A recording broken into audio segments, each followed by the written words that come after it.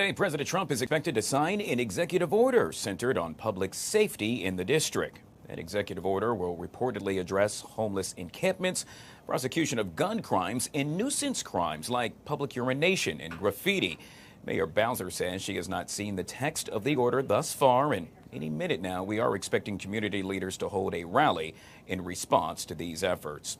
In other news, the Trump administration continuing to slash jobs, now ordering federal agencies to lay off nearly all probationary employees.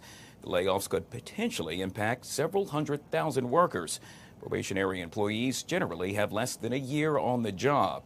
The agencies impacted include the Department of Veteran Affairs, Department of Education, Office of Personnel Management, and Consumer Financial Protection Bureau. The layoffs come after buyouts for thousands of federal employees are now moving forward. Earlier this week, a judge allowed the plan to move forward. The White House says they will continue to see what's going on. Well, starting today, unaccompanied minors will face new restrictions at the National Harbor as officials implement a weekend curfew in response to growing concerns from residents and businesses. Under the new curfew, minors must be accompanied by a parent or a guardian, a designated adult over the age of 21.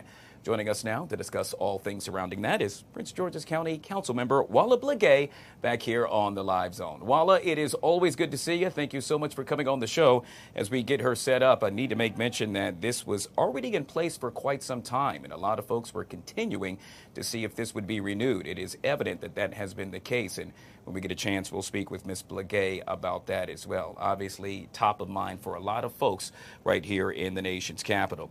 We'll switch gears back to politics, and in this case, we're talking politics, and yet again, politics more. President Trump said he would like the Department of Education to close immediately. This comes amid the administration's massive overhaul of several government agencies led by Mr. Elon Musk, who has been tasked with cutting government spending. Joining us now is our very own Janae Addison with all things with regarding this. Good to see you. Happy Friday. Happy Friday. Happy Valentine's Day. Yeah, I see you got the pink memo, right? Oh, yeah.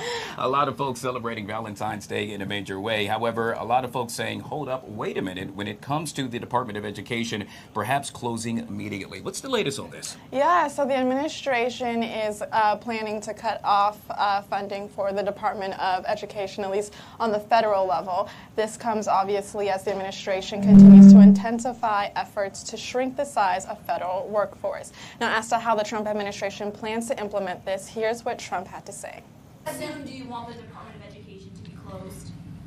Oh, I'd like it to be closed immediately. Look, the Department of Education's a big con job. Send it back to Iowa, to Idaho, to Colorado, and other places that do a good job. If they do a good job, they're going to do a great job in education.